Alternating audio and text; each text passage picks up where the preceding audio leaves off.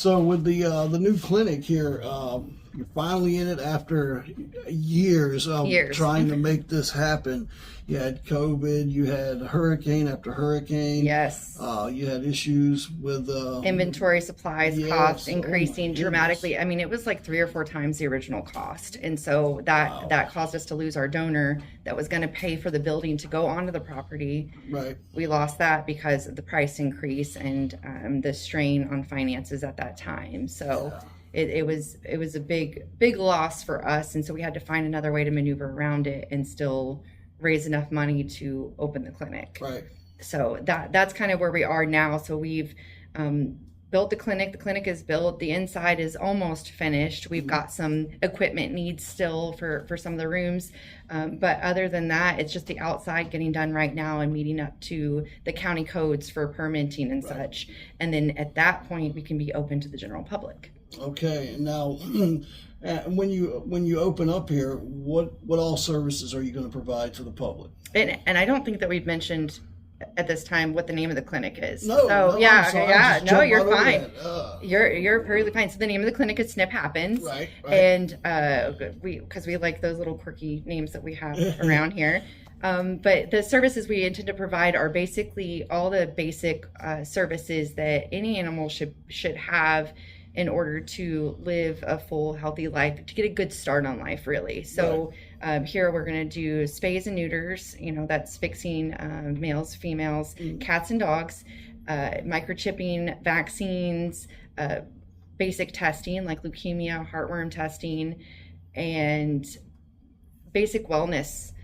We intend to do dentals here after some time, and just be a resource for people that are in need of affordable starts for their pets. Okay, so it's going to be like, I don't want to call it the wrong thing, so you correct me, I'm sure. So it's like a veterinarian? We are a vet office. Okay. Yes, okay. It is a vet office. It's just a high volume vet office, meaning that our goal is to spay and neuter as many animals as possible, as many cats and dogs as possible, because then that limits unwanted litters, that limits health issues. There's a lot of health issues related to animals who... Remember when we was doing the walk around, you was talking about that, like the Blackwater little kitten. You said we have a lot of that around here. Actually, what he's got, what was it again? Cerebellar hypoplasia. There's a lot of that around here. You were saying. There is. That's wild.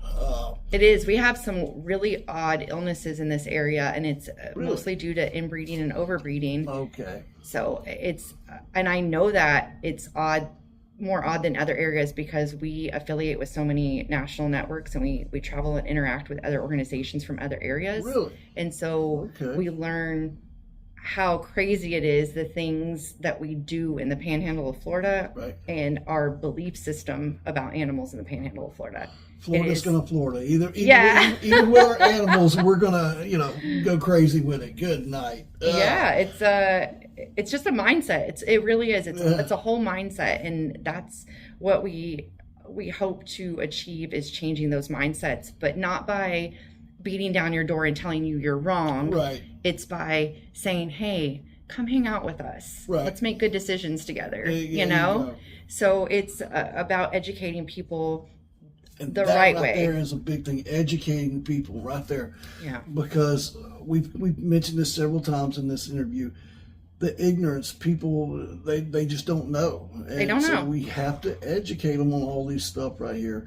And so we can not only make it better for the animals around here, but ourselves as well.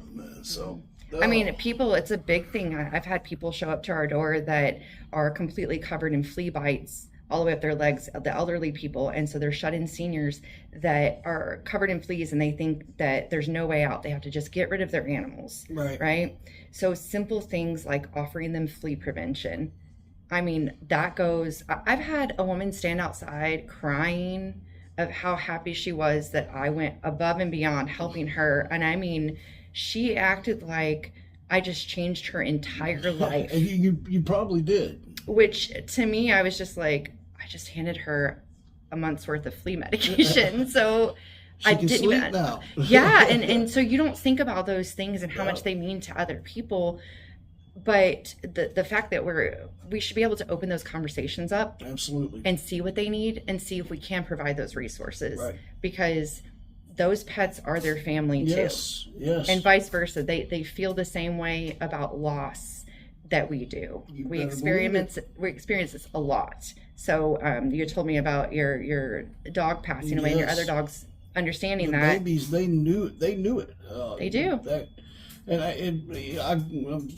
sure you heard it a million times. I grew up hearing it. Oh, they're just dumb animals. Yep. No, they're not. And that was a story early on. That was my holy crap. They know. Mm-hmm. So we're just dumb animals yes, too. So absolutely, that's it. Yes, you nailed that. Now, that is a heck of a journey. Trying to recount. We're still on it. Yeah. Starting out right there at the county office over there, county animal location, to taking every other week, going all the way to Panama City, to now you have your own right here. You can do it all right here. And it is all awesome. Based on community, because I'll tell you what, this community has pulled through with all of those situations. It's not been me. Right. It's not been just our small crew. It has been every voice, every donation, every contribution, every thought process, every can't, won't, and don't along the way, every door that's been shut in my face, and the time I got fired as a volunteer, every one of those things was a community member that was involved, who guided us to where we are now and helped us get here. Yep. It is, that 660 square foot building called the Paw Pad on Washington Street from the city. They probably, for them, it was nothing. They were like, meh, we're not using this, right? But that was us, everything right there. They opened up a world of life-saving for us. So it is, we have given out pet food from there. We have helped people keep their animals and feed themselves before feeding their pets. We've helped animals get spayed and neutered. We've helped them get microchipped and get back home. Vaccinations to where, rabies is zoonotic, meaning people can get it from their animals, and helping them get those vaccinations and preventing that from spreading into the community. Right. That tiny building that they thought was just whatever, this shack that we've got extra if you want it. Use for it somewhere. Yeah. I mean, the lives that have been impacted by that. Yeah. We've had a community member who saw that we didn't get a grant for incubators, and we needed incubators for our neonate kittens, which are kittens under the age of 4 weeks old. Yeah, we were talking about earlier. I learned what that was. Yeah. We needed incubators, and we applied for a grant to get them, and a community member saw that we didn't get those incubators, so she on her own went and started a GoFundMe and raised enough money, and we got the incubators. Wow. Based on that community member. It has been, people hand make things for our animals. They build things, they pay for things. It has just been, the community has been here the whole time. Yeah. Well, I kind of mentioned it earlier as the whole reason we're in this situation, as a good thing and a bad thing. It all stems back and starts back to what I said originally. It's because of our love for animals right Absolutely. There. We love our animals so much that, we want them around, and it led to a problem, but now it's also led to a solution right here as well. That is awesome right there. Yeah. And thank God we have you guys here now, because I don't know of any other place in Santa Rosa County or North Santa Rosa County that will be doing what you guys are doing up here in this. We're the very first high volume spay neuter clinic in Santa Rosa County, and we are a nonprofit organization, right? And we are way more than just a rescue or just a clinic. We're an animal advocacy organization, so basically. Right. We look for multiple ways to not only help the animals right now, but help them in the future. We do humane education. So I'm humane education certified. So teaching children empathy, responsibility, and respect for animals. It limits bullying. It limits feelings of worthlessness at home whenever they have others to care for. Right. It opens up pathways for children to communicate, because just like anybody I've ever interacted with, including you today, they pull out their phone and have to show me their animal. It happens all the time. If you are like that with children and you bring up their animal, they will rant for days about their pets. Yes, absolutely. And so it's a great communication starter for helping children to communicate I never effectively. thought about it like that, but you're absolutely correct. You could take any kid and start talking about animals or ask about theirs, and it's like a light just comes on. You see the glow in them. So that you are 100% correct about that right there. One of the other things that we talked about off camera that we wanted to hit on here is, like we mentioned on here, education. Okay, and one of the things that we need to cover is you see a lot of feral cats around here. Not so many dogs. I mean, they're around here, but they're not near as many as the cats. And at certain locations you can go to in this county, you nearly have to step on them walking in the door because they're everywhere. And people, it's once again, they love animals. They see these poor little kittens and cats, and they want to have compassion for them and leave them food and everything, but they don't realize that you're contributing. You're contributing to the problem instead of helping. You want to tell any stories and solutions to those kind of problems? Give us some solutions to those problems right there. So I think a good starting point for something like that is to mention, and it's not just you, it's anybody. People don't understand there's a difference in what a community cat is versus using words like feral. So feral can be applied to any animal, right? Because feral means wild. You can apply it to your children. Okay, I have some feral children some days. Okay, so that means wild. Okay, it means that they're unable to be handled. They don't want to be socialized. They shouldn't be. There are lots of wild animals. Right. Okay. And we're not trying to collect them all up and cuddle them. Right. Okay. And we're also not setting up major feeding stations and trying to keep them confined to a certain area or in a dangerous area. Yeah, you're going to go throw scraps out for the squirrels or the coons or, whatever you're wanting to feed out there. But for some reason, we have this concept of cats being in a whole different realm whenever... and cats are not dogs are not cats. Right. Dogs were bred to be a companion to humans. Cats were not. Man's best friend. That's right. Cats were not. Cats were already there.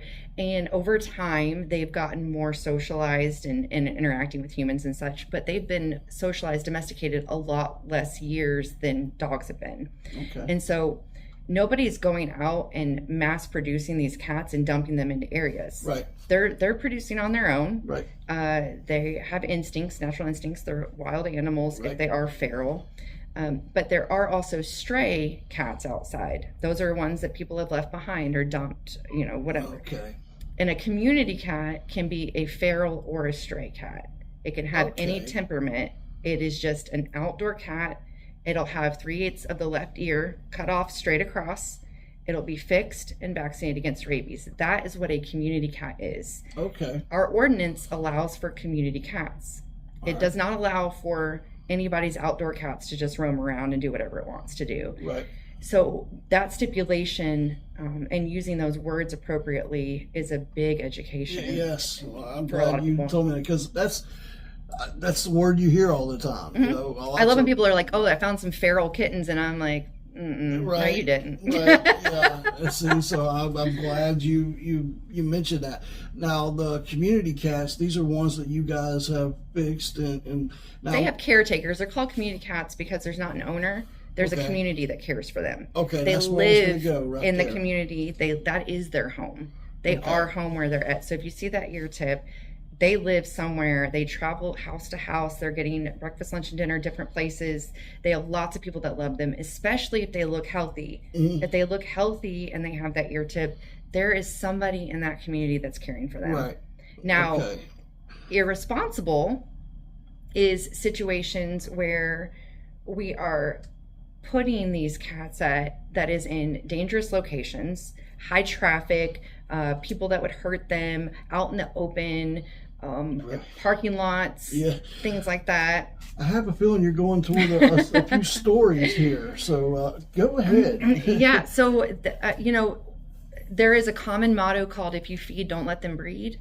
And so that motto is there because people see these poor, helpless animals outside. And I'll tell you what, they're not poor and helpless 99% of the time. They will fight you, okay? They will straight fight you, all right? So, yeah, sure, feed them, but with the intention of also trapping them and getting them fixed so they're not procreating, and also at least getting their first rabies vaccination so we can help prevent the spread of zoonotic diseases. Right. And getting them, dewormed, flea prevention, it helps keep the whole community healthier. And setting up big stations with lots of trash everywhere, feeding them massive, do you do that in your house? Do you just get like a massive tray of food and just dump a whole bag of cat food in it, just throw it down on the ground? Wow. You wouldn't do that because you would be worried about bugs, overeating, sickness, whatever. But when we do that to these outdoor animals, they're learning to come to whatever station there is, and they probably have multiple stations, and they're getting this big tray of food that they could potentially be eating tons of ants and trying to pick them out of their poor little mouths. Yeah. And then it's causing wildlife to also come there, which will also fight the animals who are eating at the same station. Yeah. So when we do that, it is not a kindness. It is not looking out for those animals. It is not respecting those animals. Right. What it's doing is putting them there as some sort of entertainment for you. It's making you feel good because you're feeding them, right? Like you did a good deed. Yeah, you did a good deed because, that healthy cat that showed up, was out there, and it was so pathetic that it needed you to set up an entire station and a feeding tray, And then it what it loves? It loves hosting baby showers and talking about its wedding that it's having. And just every time it has babies, it's so excited and invites all its friends and family over, No, that is not what happens. These animals are inbreeding.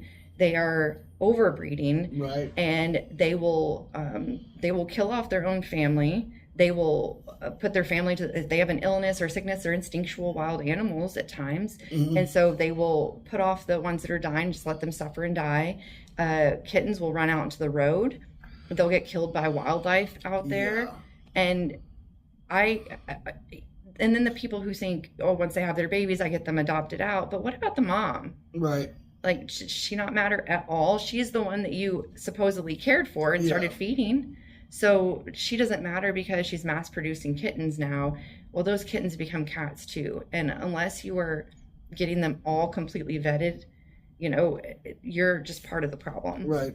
And you're a breeder, honestly, at that point. Yeah. And I didn't want to mention, but people need to know about it. Mm-hmm. And a location around here is Walmart. Mm-hmm. Every time I've known a lot of people has dealt with the problem over there. Hey, there's cats back in the garden center, and it's to a point now where it's like their own little colony over there in that area. And it's like you said, I can imagine the inbreeding that's going on because and the mass production of the kittens and everything, because it seems to be a never-ending problem right there. And then, but it's leading to they're now moving over by Whataburger and everything. And it's so busy over there. It is tragic, and it's so irresponsible of people. I think that just think that's okay. I wouldn't even think to go and set up stations like that and mass feed in those little areas with so much traffic. Right. That makes no sense. Right. And I've seen it. I know you've seen it dealing with it. You'll go out there and you'll see where people, like we just talked about, have randomly just given food down there. Oh, there's a poor little kid in here. Take some food right here. Or they just leave the trash out there. People. Yeah, it's good night. I see cans of cat food everywhere all the time. Yes. I can't stand that. Over there, matter of fact, if you go by the garden center over there, and you go down that little side road that leads to the automotive section over there, and they have that big outdoor storage thing over there where it usually is in the wintertime for layaway and stuff. right over there. There's, I'm like, why? People, they're literally come in the store, go buy cat food in Walmart, then walk out there and put it right there. I'm like it's some sort of like outdoor zoo that everybody should be able to. I mean, it's so disrespectful to the animals. It is. I mean, there are, of course, unaltered animals are the males who are spraying and fighting, right? So the smell comes with it, the sounds come with it, the injuries come with it.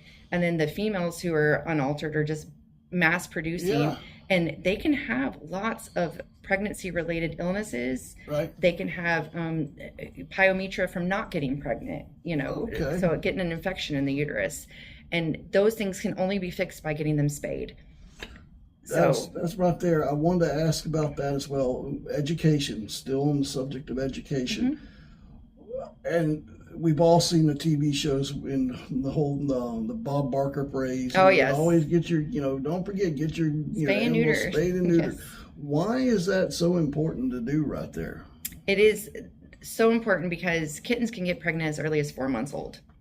Okay, really? So yes, and they have a gestation period of about 63 days. So that means that they can get pregnant at 4 months, have their first litter at 6 months old. So they're still babies themselves. Yeah.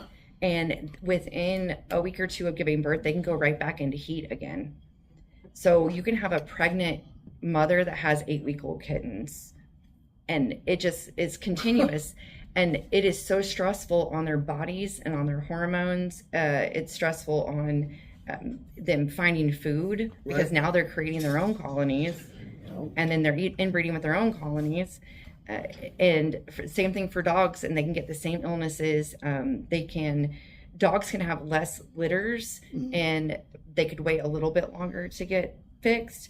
But there is, for cats, the whole thing is fixed by 5. Fixed by 5 months is a big thing with the national associations. I didn't know that. So it's important for cats for sure. And then we always recommend at 6 months old to get dogs fixed. Of course, we do it as early as 3 months old, 3 pounds, because at that point they can get their rabies vaccination and go and get that out of the way. We understand different choices with maybe larger breed dogs and such, or cats with special medical needs and things. But in general, getting them fixed as early as possible is the goal, because it limits all of these. They start learning behaviors. So even a cat who's been spraying for years and then goes and gets fixed, it's a habit. And so the spray might not smell as bad afterwards. They're still going to do it. And a lot of people don't know female cats spray too. Really? So I didn't know that. Yeah. So I've heard that before, and like, well, I'll just get a female. We hear it all the time, and it just blows my mind. And I'm just like, why? I mean, you can have preferences for other reasons, but because they spray shouldn't be one of them. Right. So, but you like you said, you hear it all the time, and I've heard it before. I want a cat. Well, I ain't getting a male because they spray. So I'll just get a female then. News tip: they don't spray if you fix them. They don't spray if you fix them early on. I mean, I have had large dogs go into heat near me, and that is gross. Right. Not only is it annoying to listen to and smelly, but also it's gross. I mean, they have the same human stuff going on, So I've never understood waiting. But I just had to recently put my shepherd down, but at 13 years old. But he got neutered at 4 months old and lived a great life, no issues. And he was 110 pounds at his biggest. And so he was a large breed dog and no issues. Right. Getting things done the right way is what's important. It's not that, we're just hacking organs out or anything like that. Yeah. It's veterinarians go to school to be veterinarians. They all have a reputation. They all have licenses. They have to have these things in place to do what they do. Right. So even at high volume clinics, these aren't just volunteer vets or vets that nobody else wanted. These are really great vets who probably care more than any other vet you've ever met. Yeah, they're volunteering their time. They're paid. Okay. Vets really? are paid. Okay. Yeah. We have full paid staff. Okay. But they're getting the full veterinarian pay. But their dedication level is different because they are strictly focused on spaying and neutering animals all day long. That's what they do. Their love and their passion is in that. They know what their mission is. They know what the goal is, and they live it every day for hours on end, standing there back and forth, back to back, all day long. Yeah, I seen when you showed the operating room. You know, I think it was what, 4 tables. 4 tables are in there, so they could just be going around in a circle, you know, constantly doing that. Now, before we get out of here, is it just cats and dogs and rats that you guys work with? So we don't spay and neuter rats, but we do spay and neuter dogs and cats, rats, domesticated rats. We in our rescue and rehabilitation program, we focus on neonate kittens and domesticated rats is what we take into our program, into our foster homes. So that's just another part of A Hope, kind of like the clinic is part of A Hope now. And so we work with all of them. Now, in the future, do you have plans to, you know, I know you said you want to grow and everything, but is it all, you're going to eventually grow into, I don't know, horses, things like that? Is that a goal of yours to move on to other animals? Or? So we would love to in the future have a large animal vet that maybe works one day a week out of the offices and such. Our good friends are right down the road, Tiny Acres Horse Rescue. Right. So we know how hard it is for them to get a vet to come in, because they're I want to say they're at least an hour or 2 away, their closest vet as well. Oh, wow. And so this is a big area for large animals too. And so we would love to offer that resource. It's just not something that's the most impactful right now, which is what we've always done, is worked on what the most impactful thing is first, and then go from there. Right. Anything we want to do after this, we will have a clinic to provide the medical part of the services to help out those people and those animals right away. Right. And so we can build on and do other things from there. So if I'm hearing this right, you know, 10, 15 years down the road, this place is going to be something quite magical then. I think it's already something magical now. Well, yeah, of course, but, you know, we're going from, you know, Disneyland to Disney World. Yeah, I mean, and that's, there's lots of houses being built all around this area and such right now. Don't remind me. Yeah, and I will tell you that is something that we want to do, is try to keep as much of the property natural as possible. Good. Everything you've seen digging outside is county coded. It's not my choice necessarily. Wonderful Santa Rosa County. But I love the wooded setting, the natural buffers. I love the wildlife. I love all animals, and so I get so sad seeing the deer hit out on the road, and I don't like that at all. So this property has many goals in mind. Good.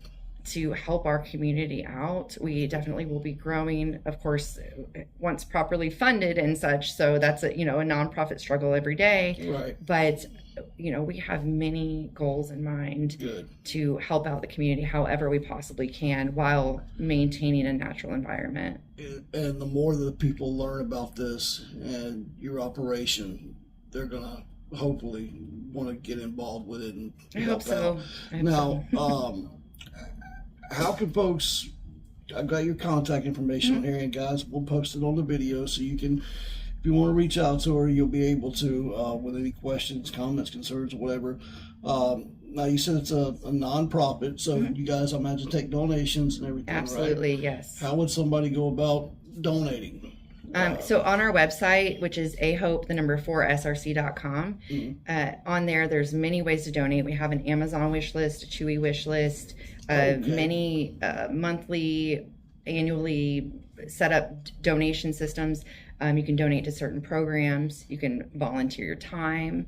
There is lots of ways to give back. We have rooms that are still not spoken for in here. I was going to bring that up. I remember you guys had posted something on Facebook about, you can basically claim a room. And that's for the life of the room. So it's not like an annual fee or anything like that. Okay. So we have just a few rooms left available that we're going to have plaques up inside of.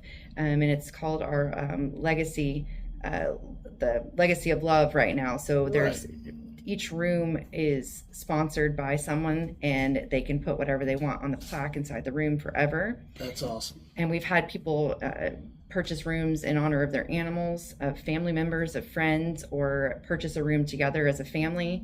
So that'll be something that it'll be a life-saving room going forward, and it contributes to what we're doing and what we're building. And this is expensive work. To do it right, it is very, very expensive work. So we need all the help that we can get. Absolutely. Now, if somebody wanted to get one of those rooms, once again, on the website. Same thing on the website. Yes, absolutely. They can do that. I apologize. No, you're good. Well, I know on your little printout here, I was reading over at the bottom, it has a section down there. We talked about it where it's suggested interview topics. Now, there's several little questions on here, and I'm just going to throw them at you and let you explain what they all are. Fancy rats as pets. Oh yeah, so that's part of our rescue and rehab program. We found that there was breeders in the area for rats, but not rescues for them necessarily. And we were getting contacted by animal shelters and other people in the community who had to surrender their rats. And I've always loved rats. I think that they're highly intelligent creatures. I had one as a pet. Yes, they're fantastic, aren't they? It was great. And I absolutely love them. He passed away. And that's the worst part. Is that their lifespan is so short. Yeah. But we encourage adoptions. We do about 50 to 60 rat adoptions a year, and it gives people a place to surrender their pets without them going into animal shelters. And we started that because they were ending up at shelters, and they have the same respiratory and stress issues that neonate kittens have, and so they don't belong in shelters. Right. And a lot of shelters were just euthanizing them on intake because they didn't know how to handle them. I got mine. We had them.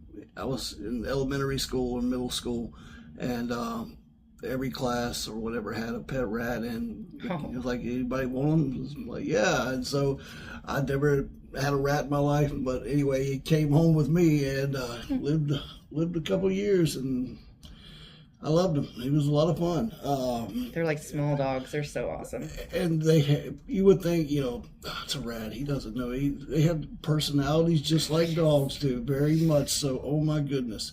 And they have attitudes at times. They sure do. Oh my goodness. Yes. But it was great experience. You brought up the next one, and you've hit on it a couple times. Explain what a neonate kitten is. Neonate kittens are kittens under the age of 4 weeks old. So these are kittens that require every 2 to 3 hour feedings. They're in foster homes. We have incubators in our foster homes for the neonate kittens. They get bottle fed and just require a lot of specialized care that we found that a lot of people weren't equipped to deal with. And so they were dying naturally in the environment, or in homes they were fading away, or in animal shelters they were being euthanized because there wasn't enough time to care for what their needs were. Right. And so we went into that, and we actually specialize in neonate kittens now. Good. And know quite a bit about them, and we intend to provide that as a resource too, to help people care for the neonate kittens just like we can. Good. Now you've hit on this one, so you can skip over or whatever. I'm just throwing all your suggested topics out there. Resources to keep pets out of shelters. And you covered that in depth. So, yes. Animal shelter statistics. You brought them up. Now that's a good one right there, because you mentioned statistics. Now, what were some of the important ones right here? We never gave any numbers, anything. We just talk about your pretty graphs that would catch people's attention. Yeah. So what were some of the important stats? Big time were the numbers of animals being killed before 2018. In June of 2018, we killed 80% of animals in that shelter. And so, I mean, that's for other people, that's 8 out of 10 animals died. Right. Like were put down. And that was for overcrowding, overpopulation issues. Like I said, in 2021 was the last time we killed an animal for just being pregnant. And now it's flipped to where adoptions are increasing. You'll see the animal shelter has a volunteer crew that's going out to all these adoption events, getting animals exposure and getting them adopted. They have a foster program now they didn't have at the time. We helped get together with a vet, and they've had a couple vets go through there, but they weren't even doing vaccinations on intake at that time. And so Panluke and Parvo were prevalent in that shelter. And so it caused rescue organizations to not be able to pull animals from the shelter because they didn't want a contagious illness in their rescue. I get that. So that has dramatically changed their numbers to provide more resources for these animals and more transparency with the community. So now those numbers have completely flipped, and they will typically have anywhere between an 85% and 93% live release rate now. Oh, wow. So it's completely flipped. That is awesome right there. It is. It is. I mean, I know a lot of people get upset at them turning away animals, but I think we have to also realize that sometimes that's the responsible decision. Yeah. Just like us as individuals, we need to learn when to say no. Right. I think that the animal shelter is there to help and guide, and they should help and guide and provide the resources, not just turn people away, but say, we can't take them right now. If you'll foster them for a few weeks, we'll take them back at that time, and then we can get them adopted out. Or we're not going to be able to take your large dog in because we don't have the space, but here are multiple resources to get them adopted out on social media or on home-to-home sites, things like that. So providing resources and having conversations. That right there is also totally changed the game as well, the social media aspect of yes. it. I imagine when that was a godsend for you guys when that started coming out. So now it's make or break for a lot of people. You got to be careful with that social media. Yeah, but when it used to, it was just word of mouth and maybe a newspaper article here and there. Every now and then you might get the news to come by and do an interview or whatever, but nobody really knew about it. But now with the social media part of it, I see them, not necessarily this one over here, but you see them all over the place. Animals of the day, he's up for adoption, I love that they have Doggy Day Out now. I think they put their team through fear-free training. They have had national organizations come in and help them out. They've had a grant that built their little clinic inside of the shelter. Okay. I mean, all of these things have come about because of transparency. Yes. I mean, yes, they went through a terrible rut for a minute. It was like this, but it was nobody needed. Knows exactly. It was needed. Exactly. To be done. Everybody needed to know that they can do something. Exactly. It just needed sunlight shine on it. So it is what it is. Everything happens for a reason, and they're better for it. Absolutely. Let's see what else we have on here. You went over to stats. You talked about spay and neuter of dogs and cats, starting a nonprofit. Oh man. That'd probably be a whole nother conversation for another day. Seriously, good night. You covered everything. I think we went from, the only thing we haven't talked about is your childhood. Yeah, right. Good night. So we've got the whole background of this great place. I hope and pray that it continues to grow and prosper. And we're going to do all we can to get this message out there and to keep it in the spotlight as long as we possibly can to help you guys out. It's expensive for sure to be here. I mean, everything outside going on right now is things that might not necessarily affect us inside, but it keeps us from opening to the public right now. Right. I mean, we need an overhang over our transport side that costs $20,000, but oh wow, that overhang is to keep the animals out of the sun and the rain whenever they're getting loaded and unloaded, and keep the people from their paperwork getting wet and such. Right. So it's a big thing. It's a big project, but everything has a goal in mind. Good. So. Well, I think we can wrap this up. I want to, down the road, once you guys open up, we'll come in, we'll do another one, and you can take me around and show me the open product and everything. And then we can talk next time about the section back there where the trappers bring community in cat room. Yeah. Talk about how that process. How do they go to how do you trap a cat and all that? So we got a lot of things that we could cover down the road. So I'm very excited. It has been a great honor to sit here with you, Miss Brandi. Thank you. We're going to put all you guys' information out there, and like I said, hopefully keep it rolling. Yeah, spay and neuter your pets. Absolutely. Get them, Bob. All right, guys. I'm Tommy Nichols, Miss Brandi Winkleman. Toodles.